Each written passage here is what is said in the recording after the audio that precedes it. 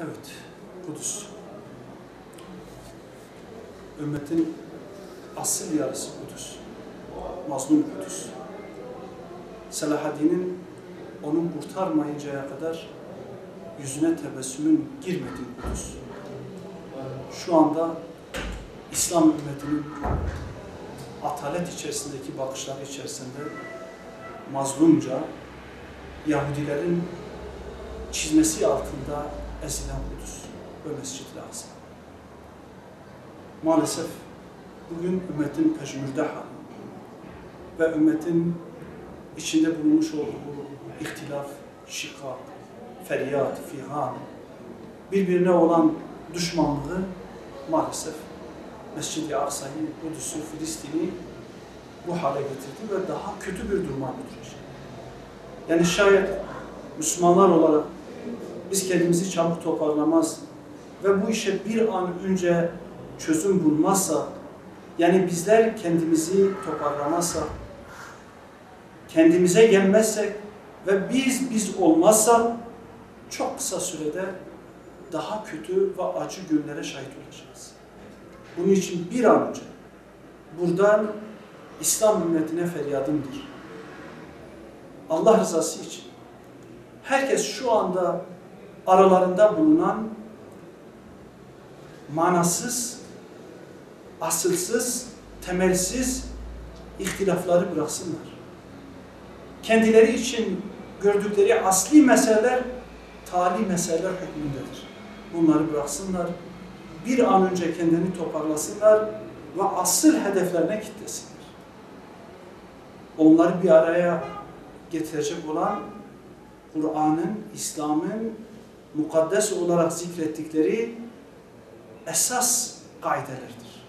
Bu esas kaideler çevresinde kardeşliğimizi yeniden pekiştirelim. İslam'dan, Müslümanlığımızdan İslam'a yönelik. İkbal'ın deyimiyle kaç şu Müslümanlardan sığın Müslümanlığa dediği gibi bizler de İslam'a sığınalım. Kendimizden İslam'a sığınalım ve İslam coğrafyasının tamamında yanan bu ateşi hep beraber söndürmeye çalışalım. Yoksa yarın çok geç olabilecek, ahiretteki azabı ise çok daha feci ve çetin olacak. Allah-u Teala bizi onlardan muhafaza buyursun. Bir an önce İslam ümmetine, Müslümanlara şuur versin, yöneticilerine basiret versin ve Yahudilerin bu cüretine, Siyonistlerin bu cüretine fırsat vermesinler, ona karşı dik bir duruş sergilesinler, ciddi manada tavırlar koysunlar ki yani Kudüs bu zulümden, bu baskıdan kurtulsun. Kimden gelirse gelsin, biz gelen resme bakarız. Kimden gelirse gelsin, zulüm ise karşısına dururuz. Adaletsizlik ise karşısına dururuz. Ve biz adalet istiyoruz. Bu kardeşlerimiz de feryat ediyorlar, figan ediyorlar. Diyorlar ki biz adalet istiyoruz. Allah rızası için ortam, şartlar 15 Temmuz'dan sonra değişti, ortam müsaitleşti.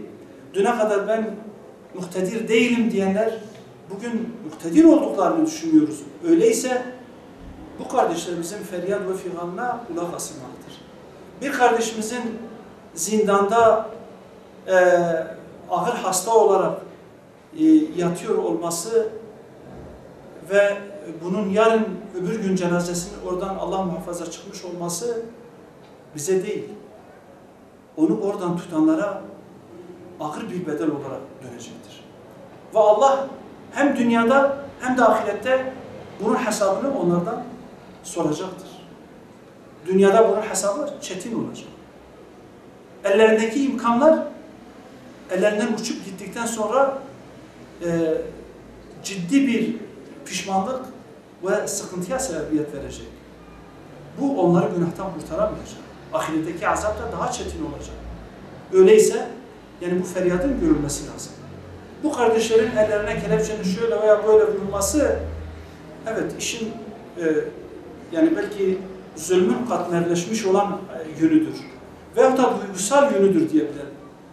Ama bu kardeşlerin yıllardır zindanda tüm imkanlardan mahrum olarak tutulması zulmün ta kendisidir. asıl zulüm odur.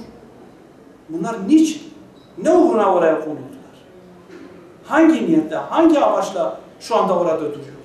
Şimdi bu cezaların müsebbibi, yani haklı cezalarsa biz daha önce de bize zulmedildiği halde zulmen 10 yıl yatmışız. Cezaevi yatmışız. Şu anda bize göre, kanaatimize göre bize bir zulüm edildi ve bu zulmün müsebbipleri de şu anda hepsi içeride ya da kaçmışlar. Yani bize cezayı veren mahkeme feshedilmiş. Buna rağmen eğer bu bize uygun görülen ceza, eğer hak ettiğimiz bir cezaysa başka üstüne biz cezamızı çekmeye hazırız. Eğer adil bir cezaysa. Yok adil bir ceza değilse biz bunu FETÖ'cülere söylediğimiz gibi şu anki yöneticilere de söylüyoruz. Sizi Allah'a havale ediyoruz. Bize bu cezayı uygun görenleri Allah'a havale ediyoruz. Çünkü biz onlara bu ifadeyi kullanınca onlar bize güldüler, alay ettiler. Biz dedik ki sizi Allah'a havale ediyoruz. Ve sizinle ahirette hesaplaşırız dedik. Ama Allah Celle Celaluhu onlara azabını çabuklaştırdı. Onlar dünyada da bu azabı gördüler. Biz şu anda dışarıda, onlar içeridedirler. Şimdi biz bu hesabı da Allah'a havale ediyoruz. Kendi hesabımızı da zindanda mazlumca 20 yıldan beridir, 25 yıldan beridir içeride olan, mazlumca, haksızca içeride tutulan kardeşlerimizin hesabını da Allah'a havale ediyoruz. Bunun doğruluğunu, tartışmasını yapmıyoruz. Guantanamo benzetmesini, şuyu buyu, ben şahsen bunlara girmek istemiyorum. Ama benim bildiğim, yani zaten zindanda tutulan mahkum, öyle ki hak etmiş olsun, hak etmemiş olsun, zaten zindan birçok imkanlardan kısıtlanmış olarak zindanda tutulmaktadır. Bu kıyafetin mahkumlar için psikolojik olarak ikinci, üçüncü bir zindan olacağını düşünüyorum. Bunun sadece FETÖ mahkumlarına uygulaması gibi bir şey söz konusu olamaz. Çünkü hukuk uygulandığında herkes için geçerli olur.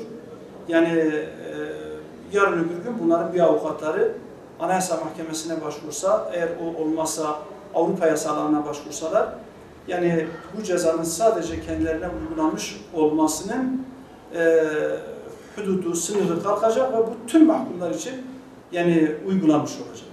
Yani bu da bize göre bir haksızlıktır, bir zulümdür.